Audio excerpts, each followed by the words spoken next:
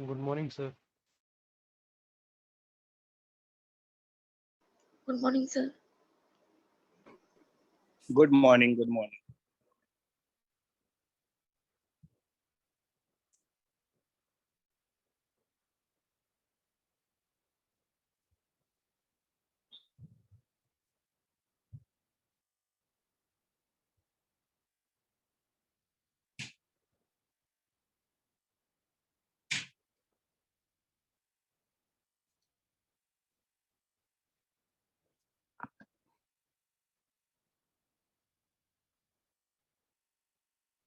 अभी बच्चों को आने दो, 2 लोग हो रहे हैं।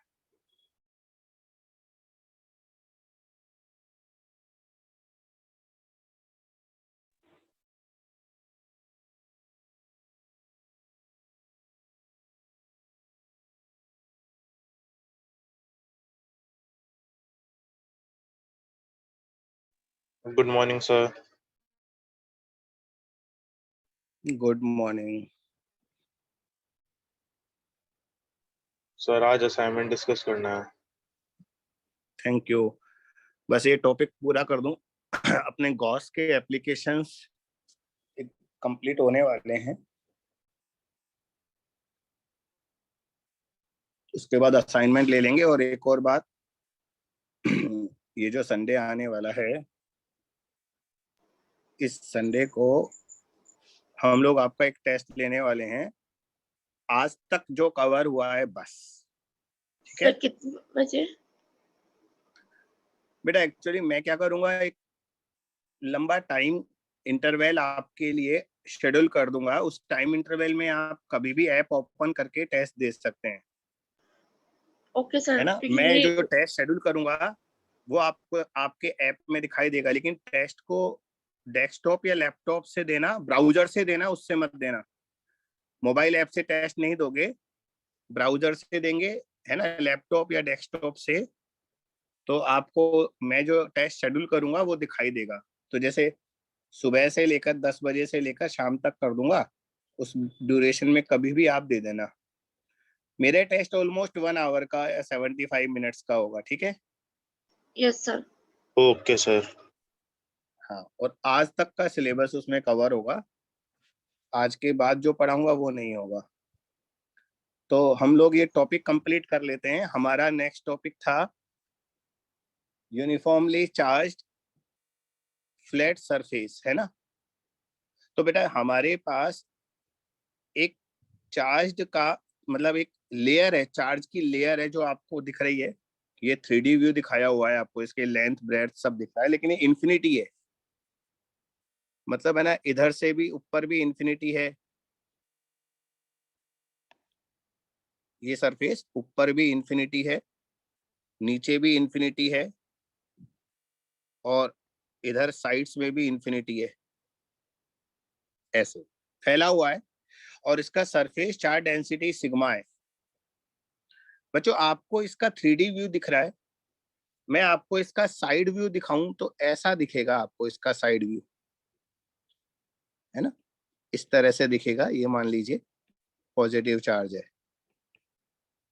तो पहला टारगेट हमारा ये है, हमारा जो ये चार्ज सरफेस है, due to this surface electric field की डायरेक्शन क्या होगी। तो बेटा अगर डायरेक्शन निकालनी है तो हम क्या करेंगे, एक छोटा सा एलिमेंट इधर ले लेंगे ऊपर, एक छोटा सा एलिमेंट नीचे ले लेंगे, आपको दिख रहा होगा ग्रीन कलर से मैंने बनाया है। और मान लीजिए मुझे इस पॉइंट पर इलेक्ट्रिक फील्ड निकालना है, येलो पॉइंट पर। तो बेटा नीचे वाले एलिमेंट का जो इलेक्ट्रिक फील्ड होगा ना, उसकी डायरेक्शन ये होगी, देखो, क्योंकि पॉजिटिव चार्ज है, स्मॉल एलिमेंट है, तो हमारे लिए पॉइंट चार्ज का काम करेगा। और पॉजिटिव चार्ज का इलेक्ट्रिक फील्ड जो होता है वो अवे होता है। ऊपर वाला जो एलिमेंट है बेटा, उसका इलेक्ट्रिक फील्ड इस डायरेक्शन में होगा, लाइक दिस। और यार इतना तो हम वेक्टर से बोल ही सकते हैं। बेटा मेरी आवाज क्लियर है ना आप लोगों को? Yes sir. Yes, sir. Clear. As well as screen Yes, है ना, sir. विजिबल है ना। हाँ, Yes. तो बेटा इतना तो हम वेक्टर से बता ही सकते हैं कि इन दोनों वेक्टर्स का जो रिजल्टेंट होगा ना वो इस डायरेक्शन में आएगा। तो ये तो हमें पता लग गया भैया कि ये जो चार्ज्ड सरफेस है इसका इलेक्ट्रिक फील्ड जो है वो शीट के परपेंडिकुलर होगा। आई रिपीट, हमारा जो चार्ज्ड सरफेस है इसका जो इलेक्ट्रिक फील्ड है वो शीट के परपेंडिकुलर होगा, है ना। तो बस अभी तो हमें डायरेक्शन ही निकालनी थी। मैग्नीट्यूड निकालने के लिए तो अभी हम गॉस लॉ यूज करेंगे। तो ये सब एक बार बना लो आप। शायद पहला डायग्राम तो आपने बनाया होगा फ्राइडे को, दूसरा वाला डायग्राम बना लो और एक लाइन लिख देना नीचे, direction of electric field due to charged surface is perpendicular to surface.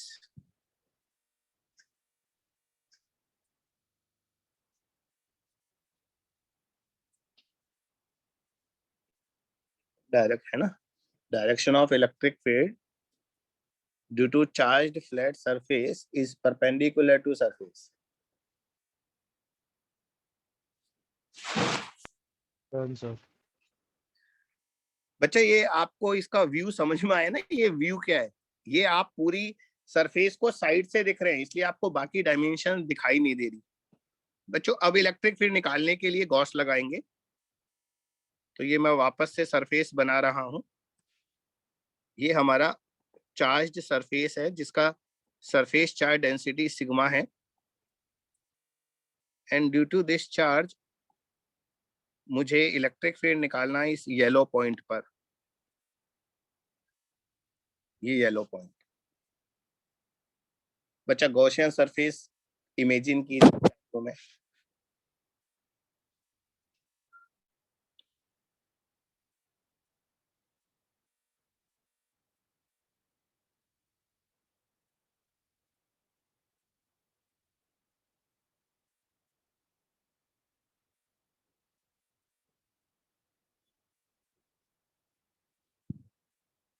बेटा मेरी आवाज आ रही है ना?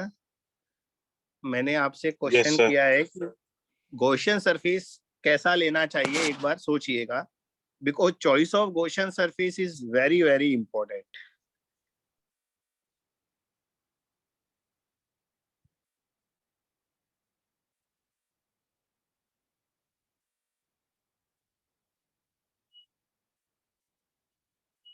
Cylinder.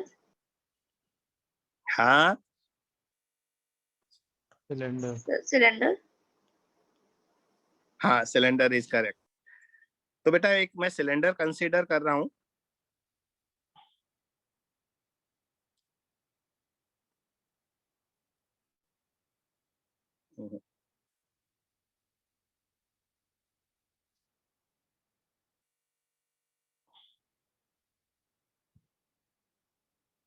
इसको थोड़ा सा सही कर दूं मैं।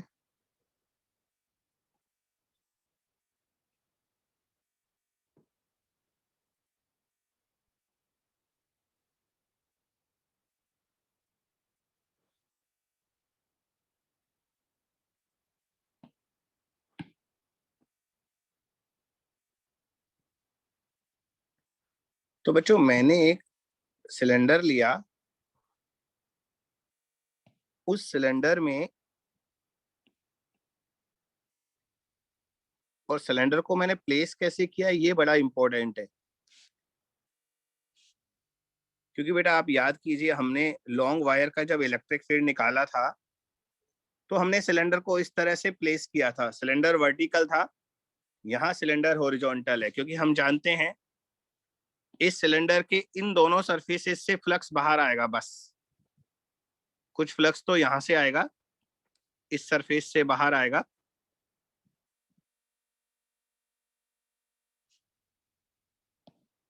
थोड़ा सा इसे लेफ्ट में खिसका।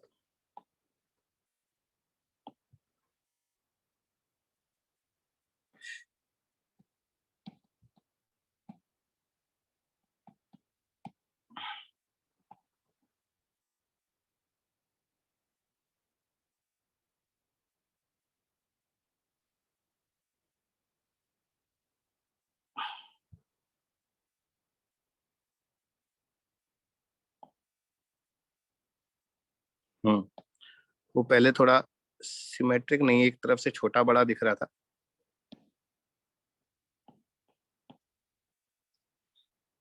तो बच्चा मैं ये कह रहा था, देखिए कुछ फ्लक्स तो यहां से बाहर आएगा,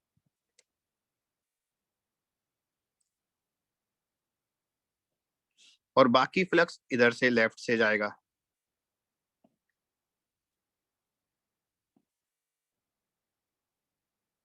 इस तरह से। तो अकॉर्डिंग टू गॉस हमारा जो फाई होता है वो Q बाय एप्सिलॉन नॉट होता है।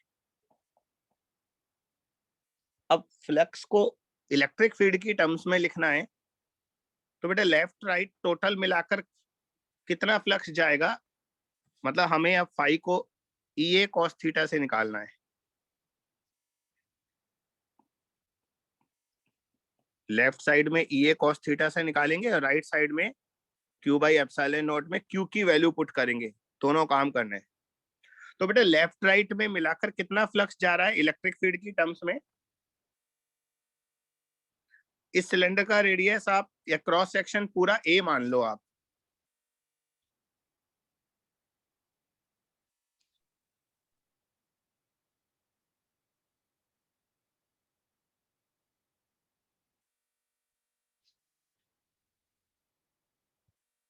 हेलो सर हेलो सर 2 पाई r स्क्वायर ए, मतलब दोनों का एरिया।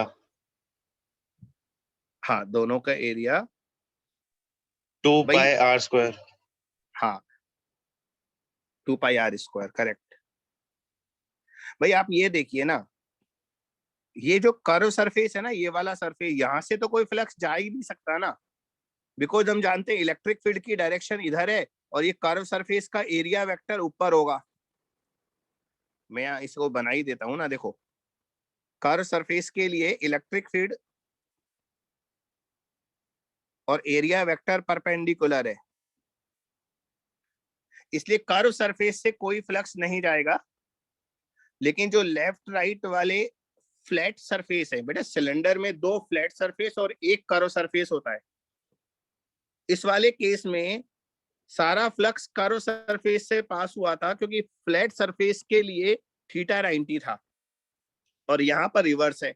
यहाँ पर दोनों फ्लैट सरफेस जो लेफ्ट राइट वाले हैं वहां से फ्लक्स जाएगा, क्योंकि कर्व सरफेस के लिए थीटा 90 है। तो जैसा अभी हर्षित ने बताया, ये फ्लक्स होगा E, बेटा थीटा 0 डिग्री हो गया, लेफ्ट सरफेस के लिए भी थीटा 0 है, राइट सरफेस के लिए भी थीटा 0 है, ध्यान रखिएगा। तो बच्चों E इंटू ए, ये वाला फ्लक्स राइट सरफेस से पास हुआ है, और E इंटू ए, इतना ही फ्लक्स लेफ्ट सरफेस से पास हुआ है। और एरिया जो होगा वो पाई r स्क्वायर होगा, वो मैं अभी नेक्स्ट उसमें नेक्स्ट टर्म में लिखूंगा। एक मिनट होल्ड करना बेटा।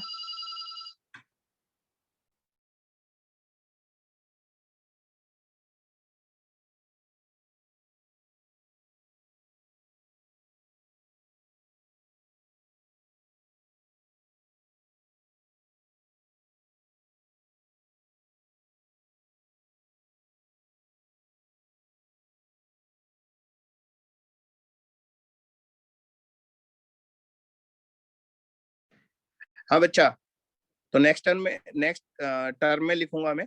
और बच्चों Q कितना जाएगा, अगर इस सिलेंडर का क्रॉस सेक्शन एरिया A है, तो हम जानते हैं इस जो हमारी चार्ज सरफेस है ना बेटा, उसका कितना पार्ट इस सिलेंडर के अंदर होगा। जितना सिलेंडर का क्रॉस सेक्शन है उतना ही तो उस सरफेस का एरिया कवर होगा ना। तो Q जो होगा बेटा वो सिग्मा इंटू ए हो जाएगा। Yes sir. Sigma into A. Harshit ये वाली बात समझ में आई? Yes sir. बेटा A पाई r स्क्वायर है, उसकी वैल्यू पुट करो या ना करो कोई फर्क नहीं पड़ता, क्योंकि A तो कट गया, कैंसिल हो गया। तो EA इंटू EA 2EA आ गया, और आपने बिल्कुल सही बताया 2 पाई r स्क्वायर आएगा। बच्चा A कैंसिल हो गया, 2 को नीचे ले जाओ, तो हमारा इलेक्ट्रिक फील्ड आ गया सिग्मा बाय 2 एप्सिलॉन नॉट। ये फाइनल आंसर है। तो अगर हमारे पास एक चार्ज सरफेस है उसका इलेक्ट्रिक फील्ड होगा बेटा सिग्मा बाय 2 एप्सिलॉन। कॉपी करो इसे, और जो भी इसमें ऐड करना है लाइन आप कर लिया कीजिए, ठीक है। एक आध लाइन जो भी आपको अच्छा लगे। भाई कर्व सरफेस जो है उसका फ्लक्स 0 क्यों लिया मैंने, ये आप लिख लेना अगर आपको लिखना है तो।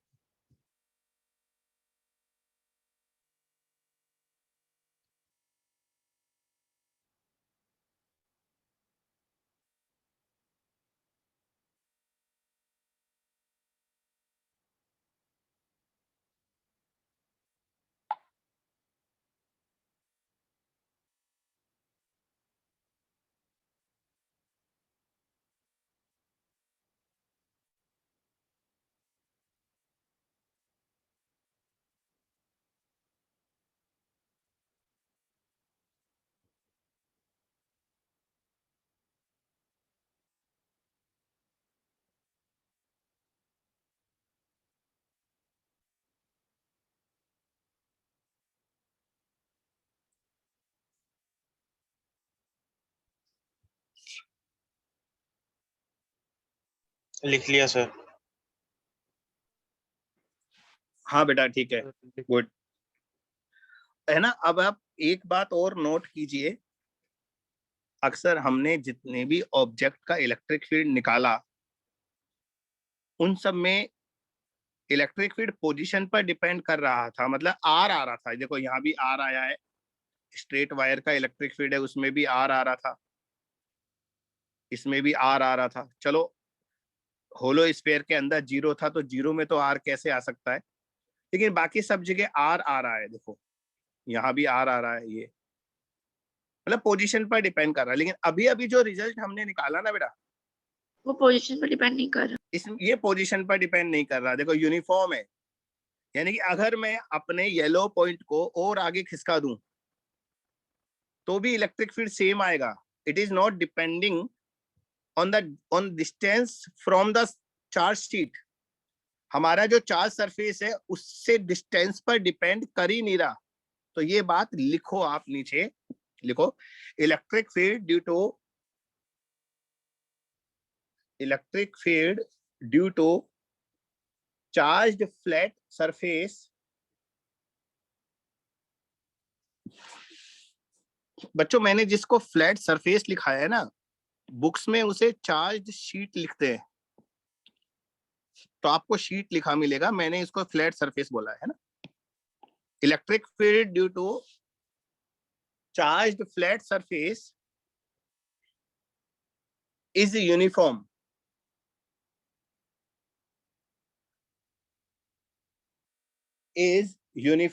यूनिफॉर्म का मतलब it is not depending on distance from charge surface. Electric field is not depending on distance from charge surface.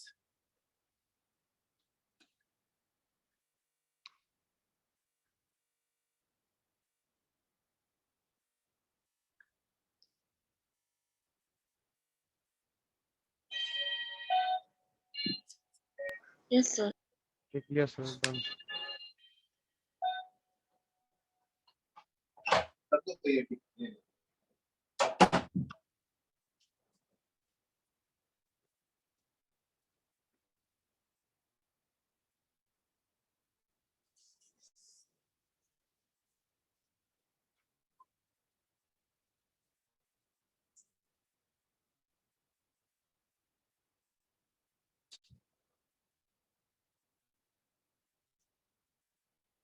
हाँ बेटा ओके।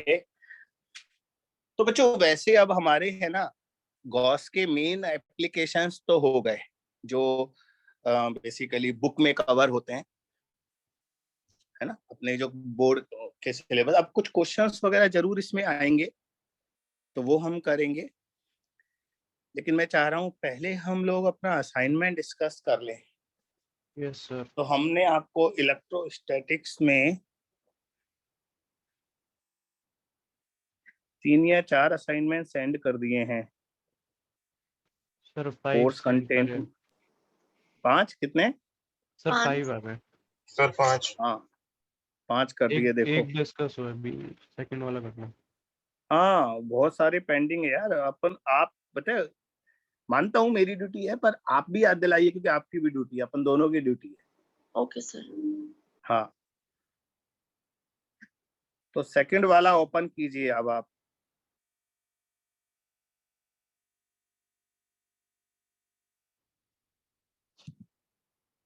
और नंबर आप बोलेंगे, सॉरी नंबर मैं बोलूंगा और आप यस और नो बोलेंगे बस, है ना, कि आपको डाउट पूछना है या नहीं पूछना, और कुछ नहीं।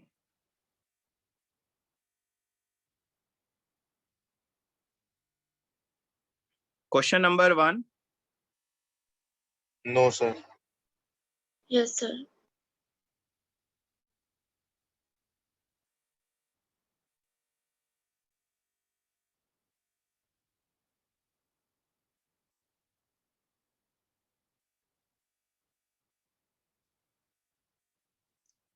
Ritwik, are you there?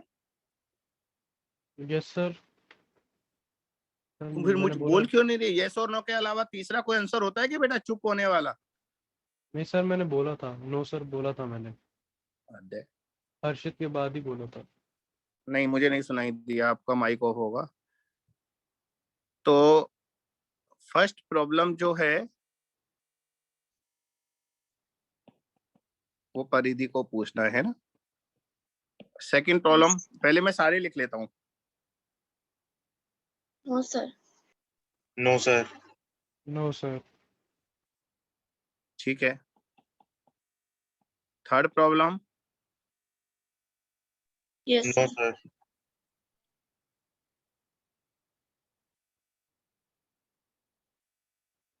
Ritwik, फिर नहीं सुनाई दिया मुझे।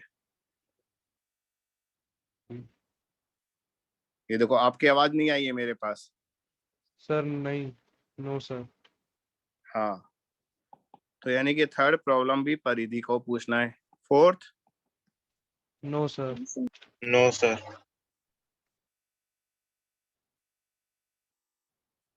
परिधि, आपका आंसर नहीं आया। सर नो मैंने बोला। फिफ्थ।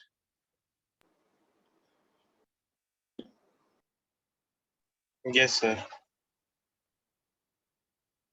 परिधि और ऋत्विक, आपका मुझे नहीं सुना। No sir sir, no fifth sir. Doubt sir नहीं है। यस। परिधि बेटा, नो और यस दोनों बोल दिए, मैं क्या मानूं?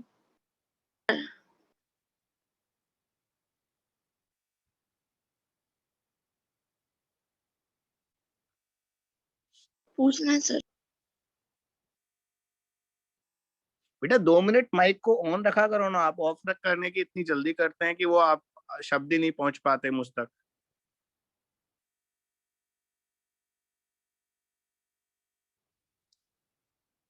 सिक्स्थ। यस सर, यस उसका सर। डाउट है। Yes sir.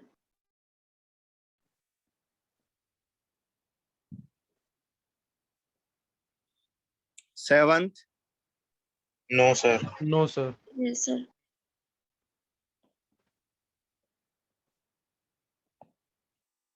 Eighth. No sir. No no sir. Sir. Paridhi, आपका आंसर नहीं सुनाई दिया मुझे। No sir. Ninth. No sir.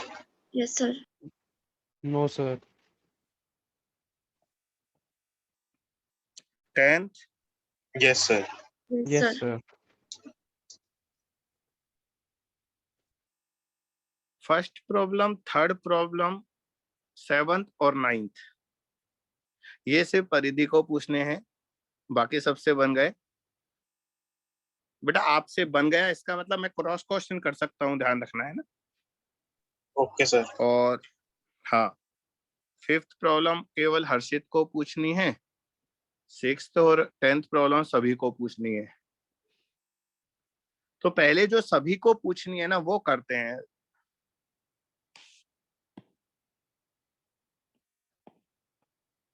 Sir fifth मुझे भी पूछना है। क्या बोल रहे हो? सर फिफ्थ मुझे भी पूछ। हाँ, ओके।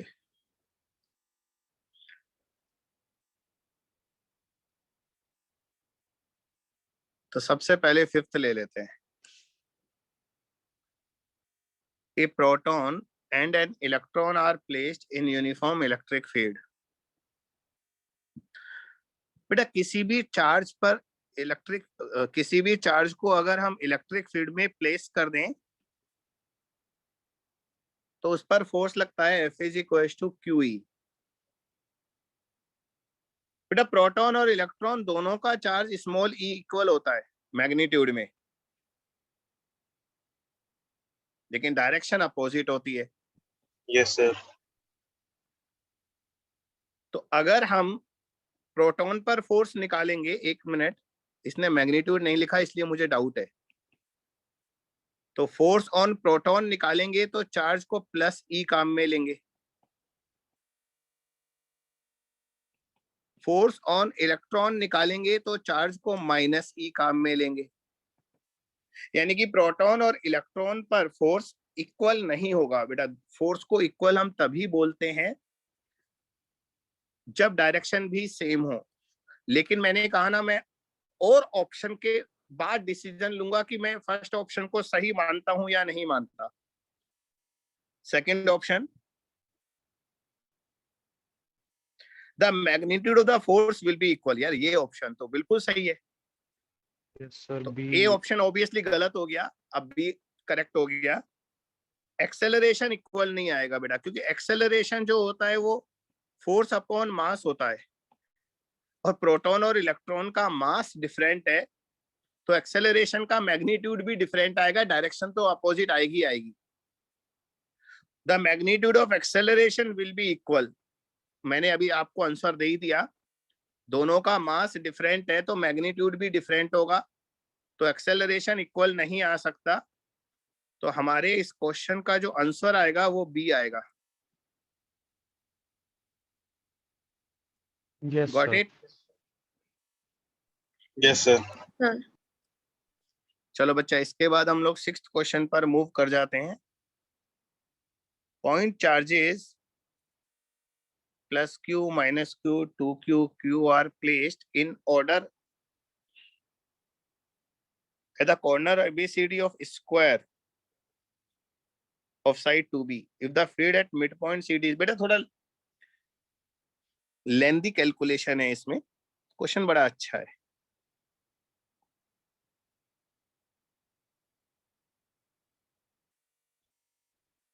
ये एक स्क्वायर है,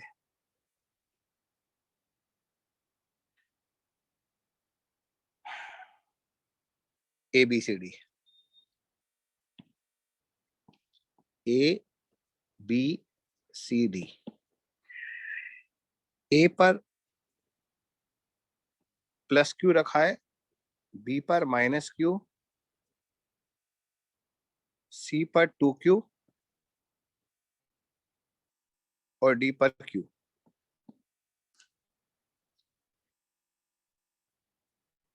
CD के मिड पॉइंट पर 0 इलेक्ट्रिक फील्ड है। बेटा CD का मिड पॉइंट ये आ गया येलो पॉइंट। येलो पॉइंट पर नेट इलेक्ट्रिक फील्ड 0 है। ओके बच्चों, जो ए पर चार्ज रखा है प्लस क्यू, उसका इलेक्ट्रिक फील्ड अगर हम येलो पॉइंट पर कैलकुलेट करेंगे तो इस डायरेक्शन में आएगा। देखिए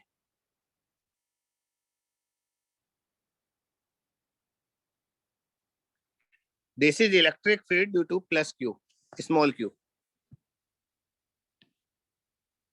और बच्चा माइनस क्यू का जो इलेक्ट्रिक फील्ड आएगा वो इस डायरेक्शन में आएगा। ये ध्यान रखिए, डायग्राम आप जितना अच्छा बनाएंगे ना, कैलकुलेशन में उतनी ज्यादा हेल्प मिलती है। बच्चों डी पर जो चार्ज रखा है कैपिटल क्यू,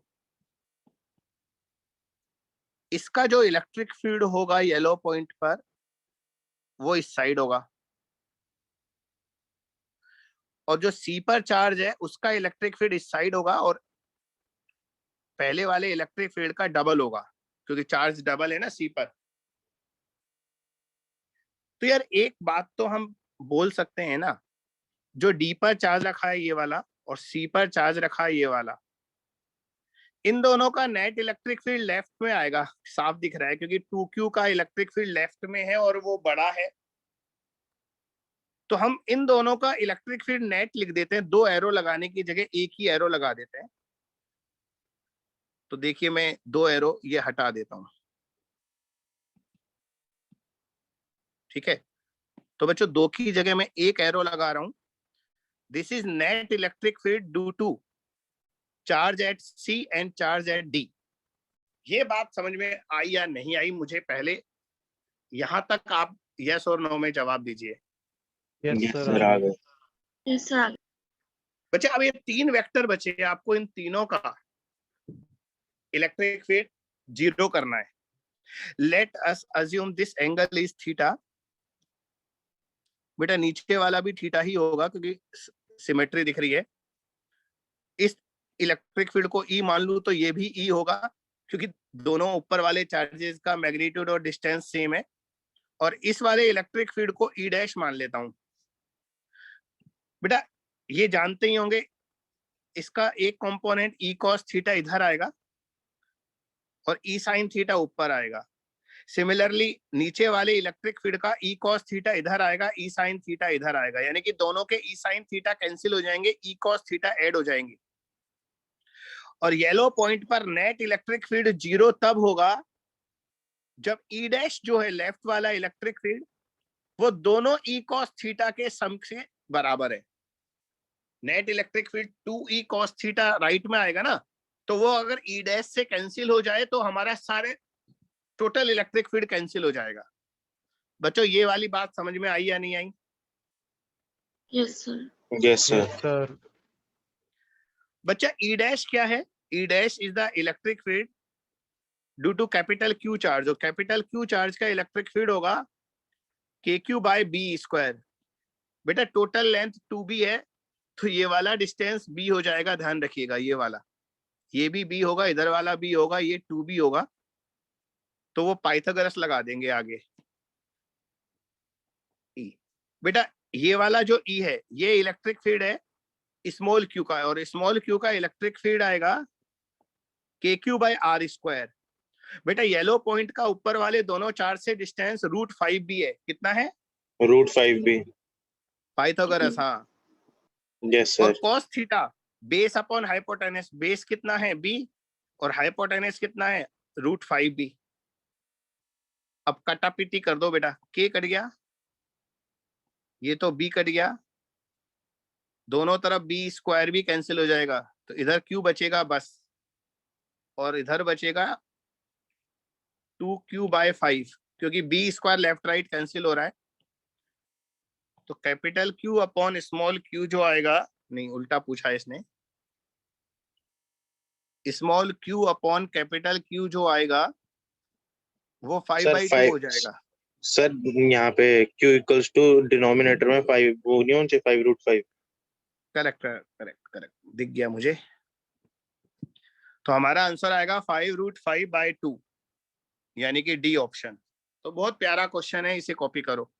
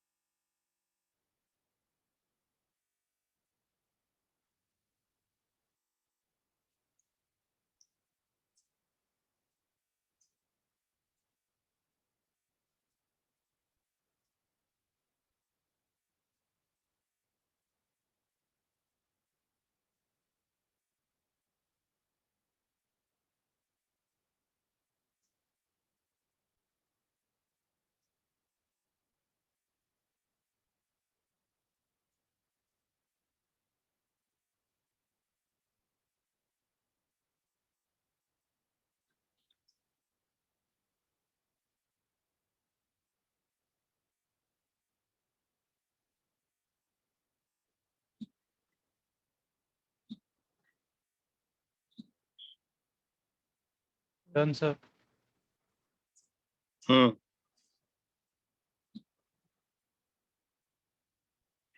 डन सर। बेटा Done, sir. 6th के बाद पहले मैं 10th को डिस्कस करूंगा क्योंकि वो सभी लोगों का डाउट है, तो 6th के बाद मैं डिस्कस करूंगा 10th को। एक रेगुलर हेक्सागन है,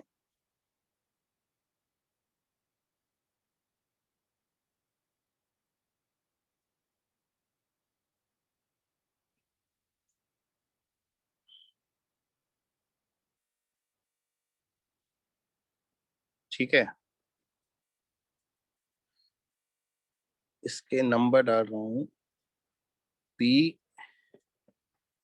Q R S T U। अब हमें इन सभी कॉर्नर्स पर चार्ज प्लेस करने हैं अकॉर्डिंग टू ऑप्शंस, और हम चाहते हैं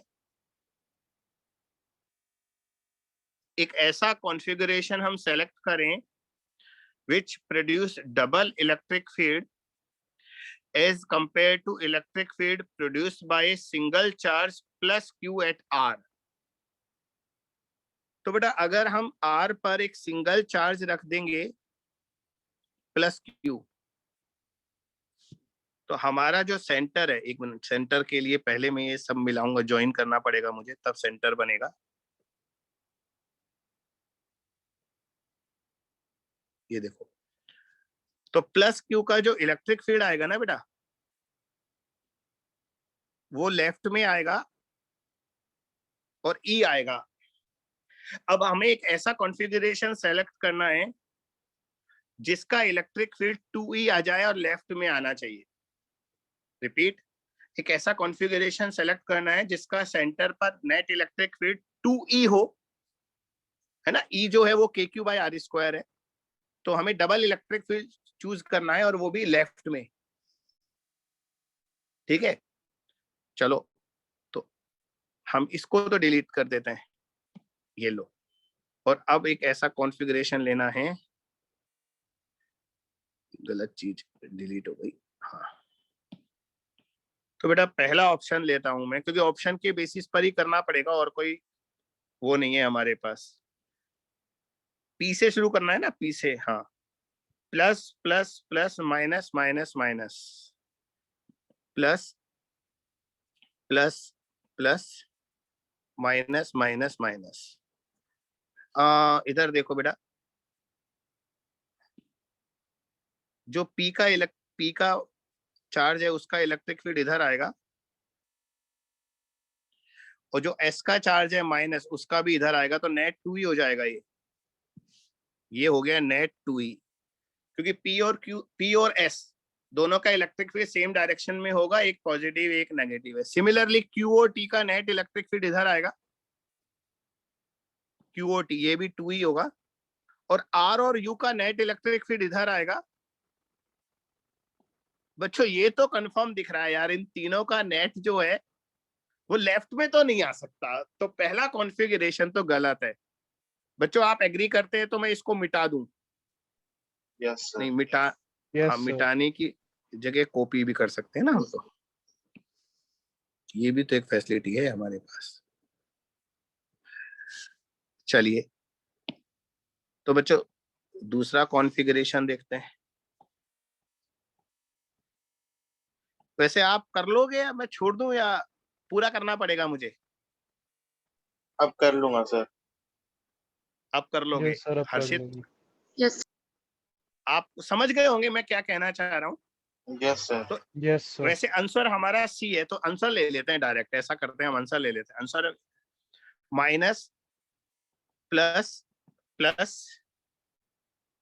माइनस प्लस माइनस, इसका निकालते हैं। तो बेटा R, P और S आपस में कैंसिल होगा, क्योंकि P पर भी नेगेटिव है, S पर भी नेगेटिव है, आपस में कैंसिल हो गए। तो बच्चों ये एरो खत्म।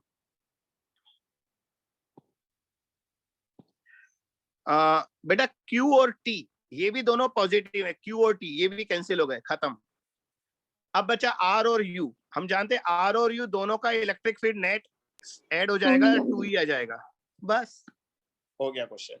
अब है ना 3 क्वेश्चन तो मैंने बता दिए जो सभी के डाउट थे।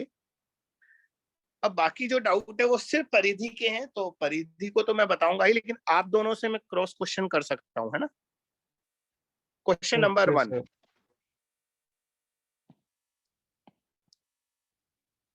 बेटा एक रिंग है, उसका रेडियस r है, उसको 6 पार्ट में डिवाइड किया हमने, किसी पर प्लस क्यू है, किसी पर माइनस है। तो नेट इलेक्ट्रिक फील्ड हमें निकालना है रिंग के सेंटर पर। मुझे लग रहा है ये क्वेश्चन भी ऐसा ही है जैसे 10th क्वेश्चन अभी हमने किया है। रिंग के डिफरेंट पार्ट पर प्लस और माइनस चार्ज है।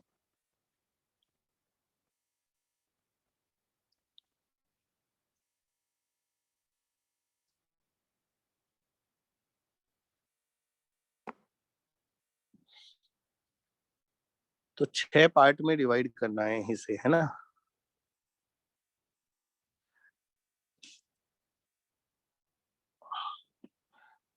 तो बेटा यहां तक पॉजिटिव चार्ज है, मैं है ना इतने सारे प्लस लगाने की जरूरत नहीं है। ये प्लस है, फिर यहाँ माइनस है, फिर यहाँ प्लस है, फिर यहाँ माइनस है, फिर यहाँ प्लस है और यहाँ माइनस है, इस तरह से। तो आप देखो ये प्लस और माइनस का नेट इधर आएगा, ये इन दोनों का है, इसका और इसका है। इन दोनों का नेट इधर आएगा बच्चों, ये इन दोनों का इलेक्ट्रिक फील्ड है, और इन दोनों का इधर आएगा, ये इलेक्ट्रिक फील्ड है इन दोनों का। और परिधि ये तीनों एंगल 120 हो जाएंगे बेटा, यस सर। क्योंकि 6 पार्ट में डिवाइड किया था तो 120 एंगल होंगे। और जब 3 वेक्टर 120 डिग्री पर हो ना, तो नेट 0 आता है। Yes sir. Yes sir. Yes sir. Question number 3,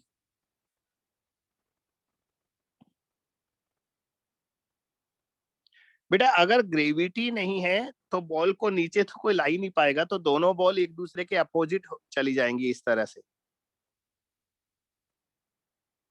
gravity नहीं है ना,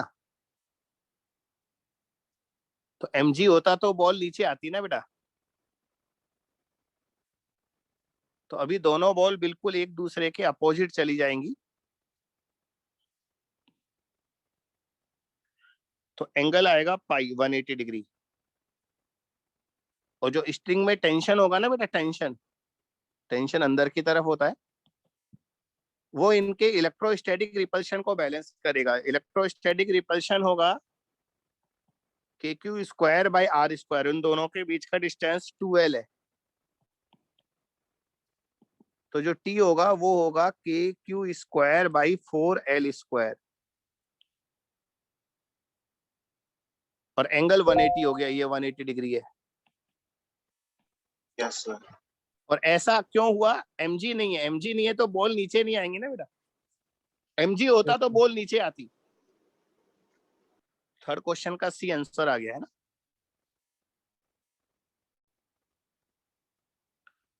थर्ड के बाद सेकंड और फोर्थ पूछा नहीं, फिफ्थ मैंने बता दिया, सिक्स्थ बता दिया, सेवंथ। अब सेवंथ कर रहे हैं हम।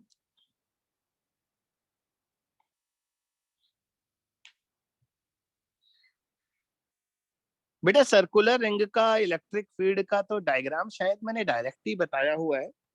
एक सर्कुलर रिंग की एक्सिस पर जो इलेक्ट्रिक फील्ड होता है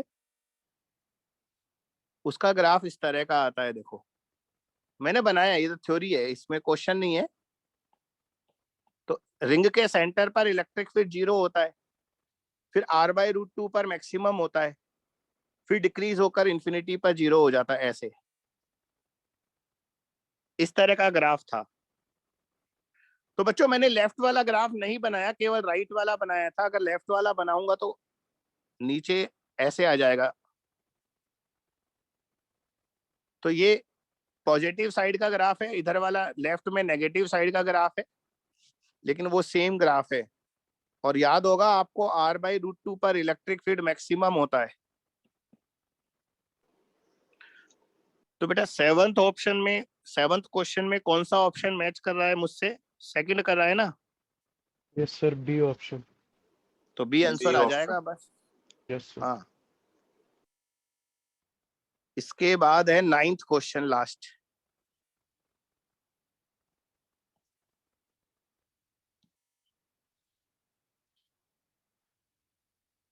An electron of mass इतना initially at rest move through a certain distance in a uniform electric field in time t1. Electron ने एक सर्टेन डिस्टेंस को t1 टाइम में कवर किया और प्रोटॉन ने t2 टाइम में सेम डिस्टेंस कवर किया। बेटा ये तो इक्वेशन ऑफ मोशन का क्वेश्चन है। इलेक्ट्रॉन के लिए मैं इक्वेशन ऑफ मोशन लगा रहा हूं, तो S is equal to ut plus half a d square लगा दो, u 0 है तो आएगा हाफ t1 स्क्वायर। और बेटा इलेक्ट्रॉन का जो एक्सेलरेशन आएगा वो आएगा QE by mass of electron into t1 square. Proton के लिए सेम लगेगा हाफ AT स्क्वायर, लेकिन प्रोटॉन का एक्सेलरेशन होगा QE upon mass of proton और टाइम t2 लेना है। बेटा दोनों को इक्वेट कर दो क्योंकि दोनों का डिस्प्लेसमेंट सेम है। तो ये आएगा half QE upon mass of electron t1 square is equal to half QE upon mass of proton into t2 square. तो बेटा हाफ कट गया, ये कट गया QE, तो हमारा t2 बाई t1 आ गया t2 बाई t1। t1 नीचे लाएंगे तो मास of proton divided by mass of electron, इसका अंडर रूट। कौन सा आया? सेकंड ऑप्शन 9th का। सेकंड। ठीक है बेटा, मैंने आप लोगों से क्रॉस क्वेश्चनिंग इसलिए नहीं की इन तीनों चारों क्वेश्चंस में क्योंकि ये तीनों चारों क्वेश्चंस वास्तव में आसानी थे। तो ठीक है, आपसे बन गए होंगे मैं उम्मीद करता हूँ, और परिधि को आंसर मिल ही गया सबका। तो हमने 10 में से कितने क्वेश्चन डिस्कस किए? 1 2 3 4 5 6 7 7 हमने डिस्कस कर लिए 10 में से, है ना? तो ये रेशो काफी ज्यादा है बेटा, इसको थोड़ा कम करो। मैं जो असाइनमेंट दे रहा हूँ उसमें से 3 या 4 क्वेश्चन का डिस्कशन होना चाहिए। हाँ, कुछ ऐसे असाइनमेंट हो सकते हैं जो बहुत डिफिकल्ट हो, उनमें ज्यादा हो सकते हैं, बस इसमें ऐसा नहीं था। Okay sir. Okay sir.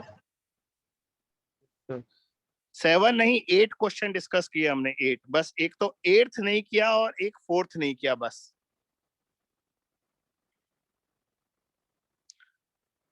तो आज हम सेकंड, इसके बाद नेक्स्ट असाइनमेंट को डिस्कस नहीं करेंगे, लेकिन नेक्स्ट लेक्चर में जरूर करेंगे, वरना काम बहुत पेंडिंग हो जाएगा। मैंने 2 बातें बताई, एक तो नेक्स्ट लेक्चर में असाइनमेंट है नंबर 3 डिस्कस करेंगे।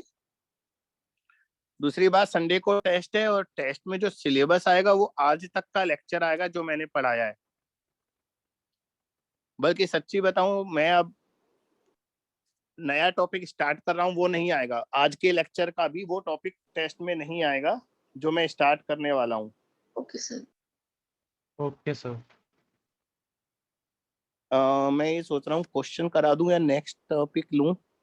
1 मिनट मुझे देखने दीजिए।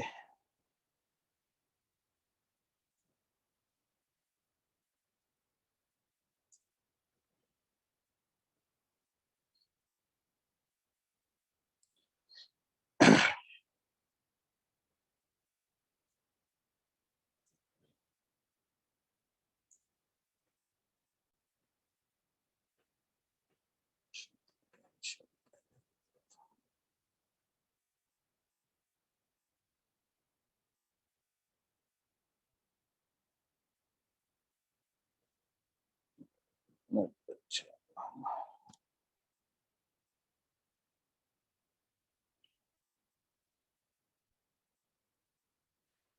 हम्म बच्चों एक टाइप के क्वेश्चन और बच गए हैं। जैसे मैंने आपको सॉलिड स्फीयर पढ़ाया था सबसे पहले, यूनिफॉर्मली चार्ज्ड। सेकंड एप्लीकेशन था हमारा गॉस लॉ का, ये रहा। तो बच्चों यूनिफॉर्म, अगर स्फीयर में जो चार्ज फील्ड है अगर वो यूनिफॉर्म फील्ड है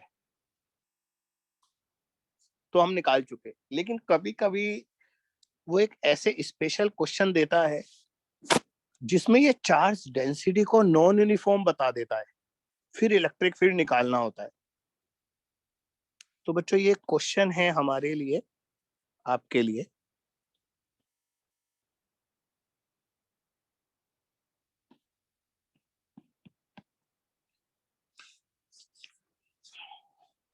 ये 61 पेज की फाइल बहुत बड़ी फाइल हो गई,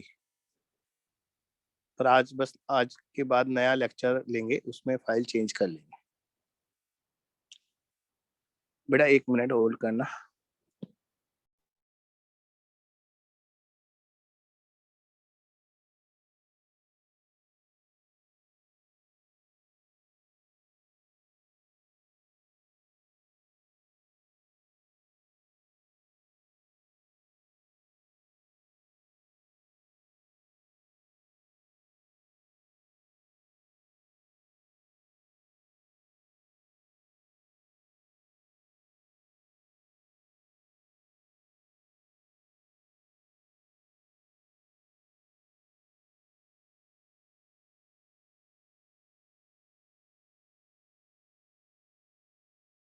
हाँ बच्चा, मैं कह रहा था नॉन यूनिफॉर्म डेंसिटी देता है। वो आपसे बोलेगा एक स्फीयर है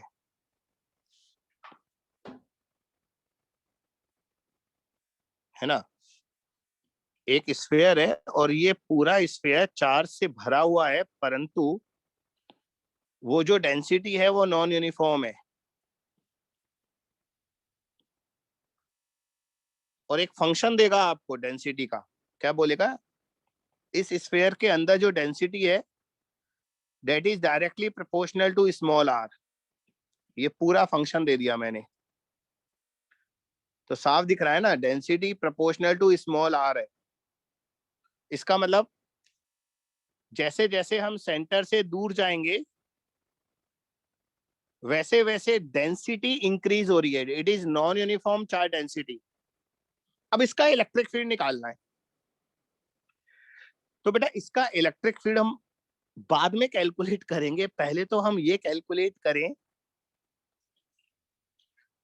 इस पूरे स्फीयर में चार्ज कितना होगा। पहले तो ये निकालना एक बड़ा काम है अपने आप में। इस पूरे स्फीयर में चार्ज कितना होगा पहले तो ये निकालना है डेंसिटी से। बच्चों हम जानते हैं चार्ज जब भी हम निकालते हैं डेंसिटी इनटू वॉल्यूम कर देते हैं। Yes sir. तो डेंसिटी और वॉल्यूम हो जाएगा 4/3 पाई आर क्यूब। Yes sir.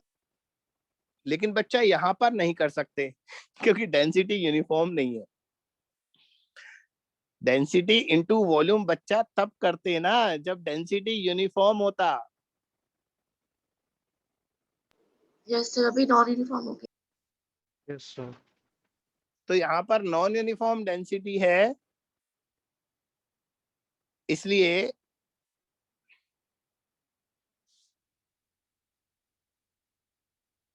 बच्चे एक बार है ना, आप तीनों लोग कैमरा ऑन करना।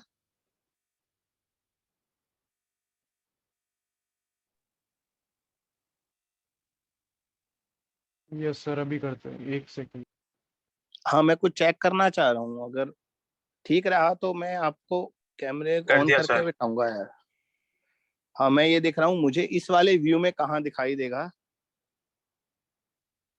स्क्रीन शेयरिंग में कहाँ दिखाई देगा। तीनों के कैमरे ऑन हैं, स्क्रीन शेयरिंग में मुझे कहाँ दिखाई देगा, कैसे देखूं।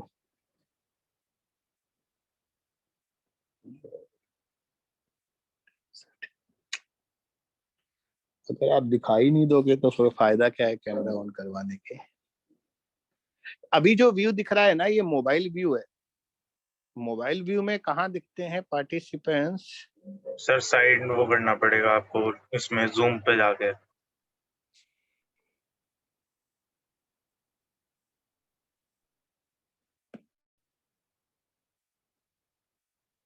अच्छा, मुझे लगा शेयरिंग स्क्रीन बंद करनी पड़ेगी। एक मिनट, ये देखो।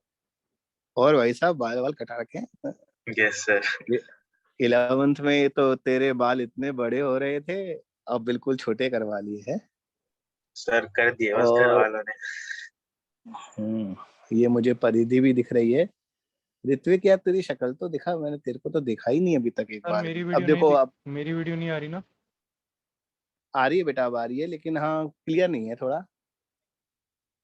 चलो क्लियर नहीं है, कोई बात नहीं। आपको भी तो दिख रहे होगा कि मुझे आप, अच्छा स्क्रीन शेयरिंग नहीं है, एक मिनट। अब मैं स्क्रीन शेयर अगर करता हूं,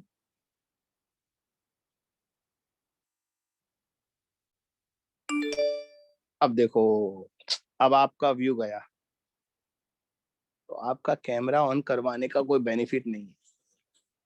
मुझे क्या है, इसको यहां से हटाकर बार बार यहाँ जाना पड़ेगा शायद।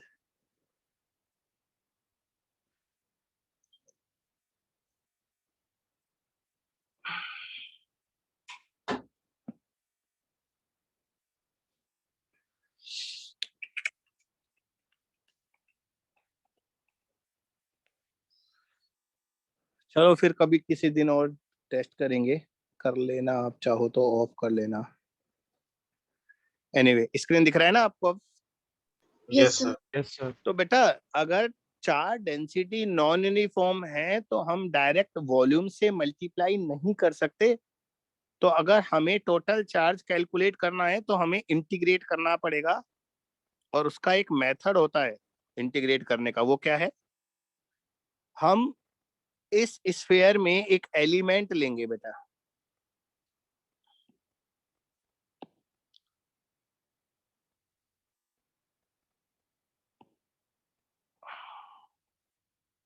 ये देखो, अच्छा बना है।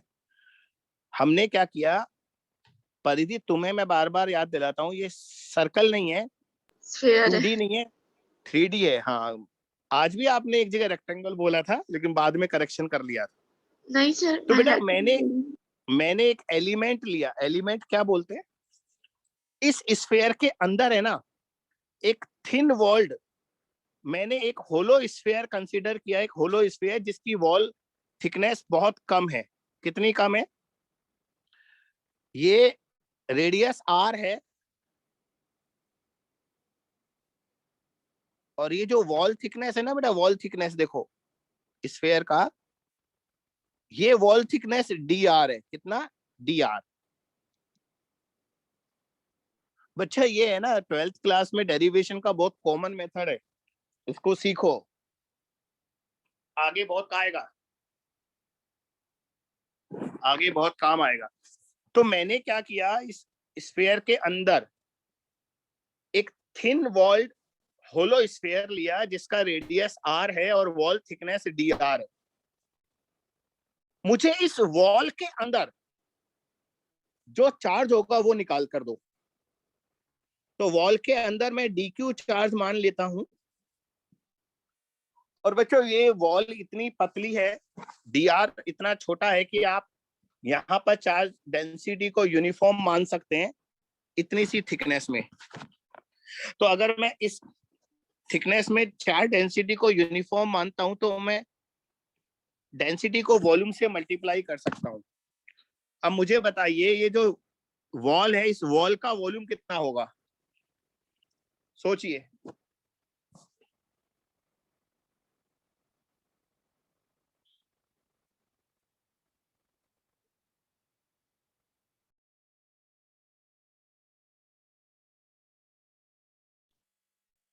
इस वॉल का, ये जो थिन वॉल दिख रही है ना, इसका वॉल्यूम कैसे निकालेंगे?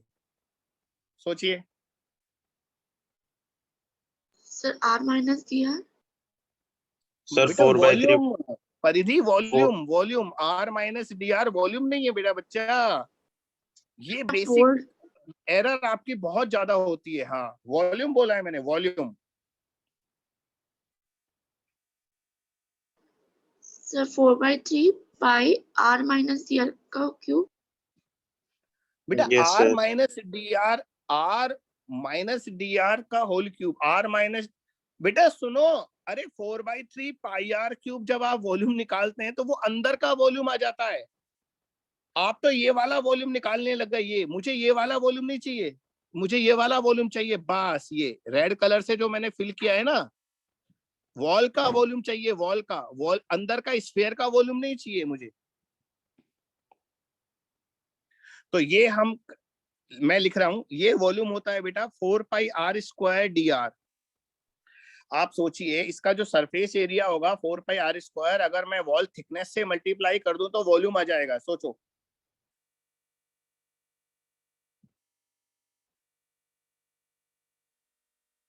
सरफेस एरिया को अगर मैं वॉल थिकनेस से मल्टीप्लाई कर दूं तो वॉल्यूम आ जाता है।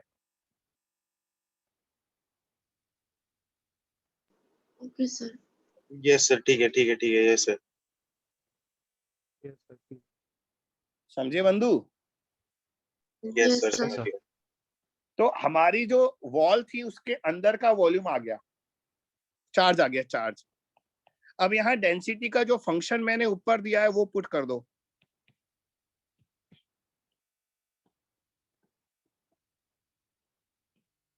बच्चों this is charge inside the thin wall.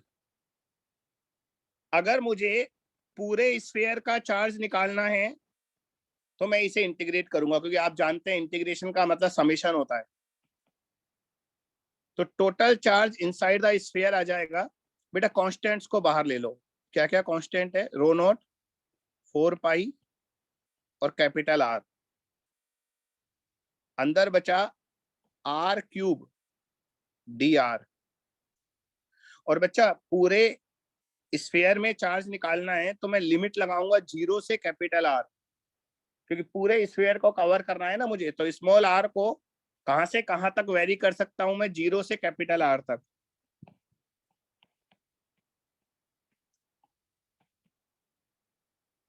बेटा इसका इंटीग्रेशन करके देना।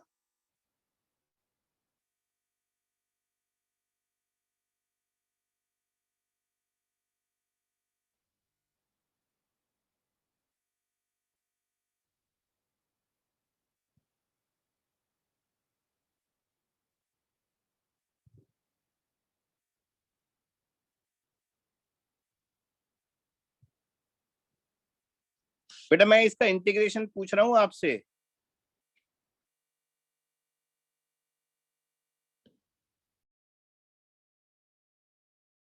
Sir, 4 pi. 4 पाई इंटीग्रेशन? बच्चे अगर नहीं, ये इंटीग्रेशन नहीं आता तो मैं तो फिजिक्स नहीं पढ़ाऊंगा आगे। कान खोलकर सुन लो आप लोग तीनों के तीनों। अगर आपने ये इंटीग्रेशन नहीं किया तो क्लास एंड और अपना सेशन भी एंड। राम राम, शाम शाम, tata bye bye.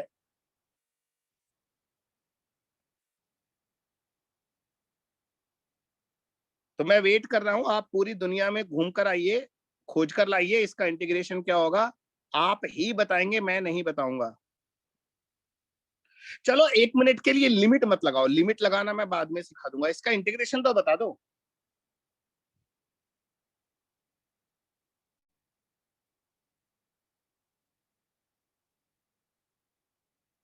Sir r की पावर 5/4।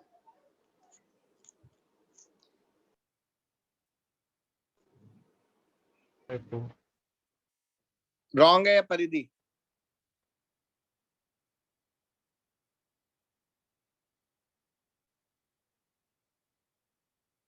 बच्चा आपने नहीं बताया तो मैं नहीं बताऊंगा, सुन लो।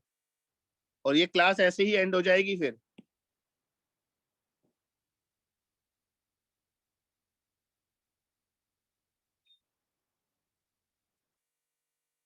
sir, r की पावर 4/3.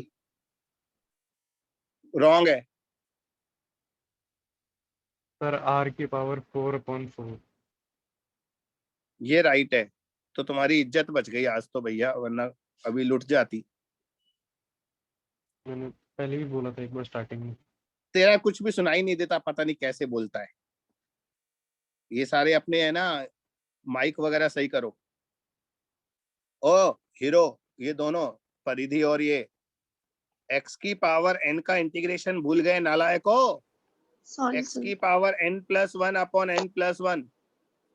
तो अगर सर- हमारी पावर 3 है तो 3+1 4 आएगा, तो नीचे भी तो 4 आएगा। क्या बोल रहे थे तुम लोग? सर सर मैंने एक्चुअली n+1 नहीं करा, मैंने n कर दिया कर बस। दिया। तो क्यों कर दिया? पिटाई खाएगा अभी। n कर दिया।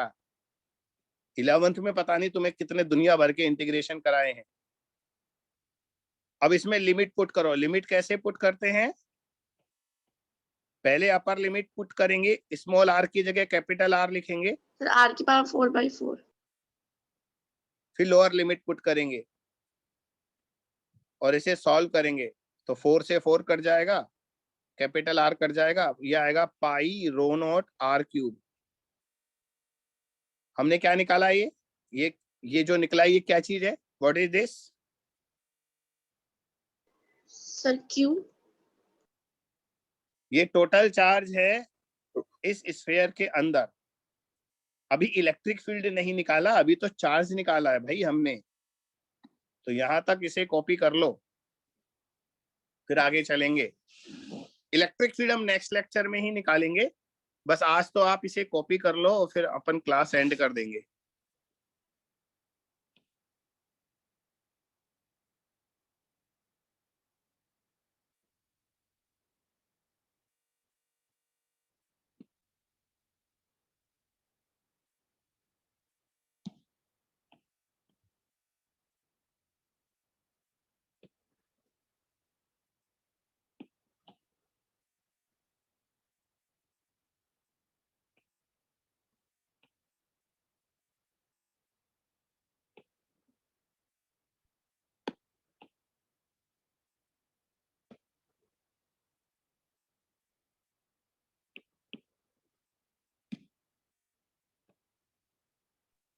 लिख लिया सर। हाँ जी, इलेक्ट्रिक फील्ड अभी निकालना बाकी है। अभी हमने सिर्फ चार्ज की वैल्यू निकाली है। तो बच्चों टेस्ट में तो बस यहीं तक टॉपिक आएगा। ये एक क्वेश्चन जरूर मैं कराने वाला हूँ, वो आप कंसीडर कर लेना। पर ये पक्का है, नेक्स्ट लेक्चर से हम पोटेंशियल स्टार्ट करेंगे। ये मान लीजिए इस चैप्टर के 2 पार्ट है। एक होता है इलेक्ट्रिक फील्ड इंटेंसिटी, दूसरा होता है इलेक्ट्रिक पोटेंशियल। तो इलेक्ट्रिक फील्ड इंटेंसिटी हम पूरा कर चुके, अब हम इलेक्ट्रिक पोटेंशियल डिस्कस करेंगे। चैप्टर बहुत बड़ा है बेटा, ये बहुत बड़ा है। शायद आराम से 1 महीना होने को आया अपन को, है ना? Yes sir. हाँ, ऑलमोस्ट 1 मंथ हो गया और अभी चलेगा, चलता है। ये 12th है ना बेटा, तो आपको मैं हर चीज स्लो और डिटेल में पढ़ा रहा हूँ। तो एक तो संडे के टेस्ट का ध्यान रखना और दूसरा असाइनमेंट का ध्यान रखना। तो चलो नेक्स्ट लेक्चर में मिलते हैं। डाउट्स पूछना है तो कब पूछूं? डाउट बेटा अगर वैसे हैं तो एक तो है ना, मुझे डाउट जब भी पूछने हो सेंड कर दिया करो। Okay sir. है ना? हाँ, मुझे सेंड कर दो या ग्रुप में ही सेंड कर दो ताकि बाकी बच्चे भी देख ले, तो मैं उनसे भी डिस्कस कर लूँ। पोटेंशियल के भी है इसलिए नहीं भेजा। नहीं, पोटेंशियल के नहीं बताऊंगा, पहले पोटेंशियल पढ़ाऊंगा तब बताऊंगा, ठीक है? जो मैंने टॉपिक पढ़ा दिए उसके डाउट पूछना है तो उसकी इमेज ग्रुप में सेंड कर दो, क्लास में डिस्कस कर लो, ठीक है? पोटेंशियल क्या है?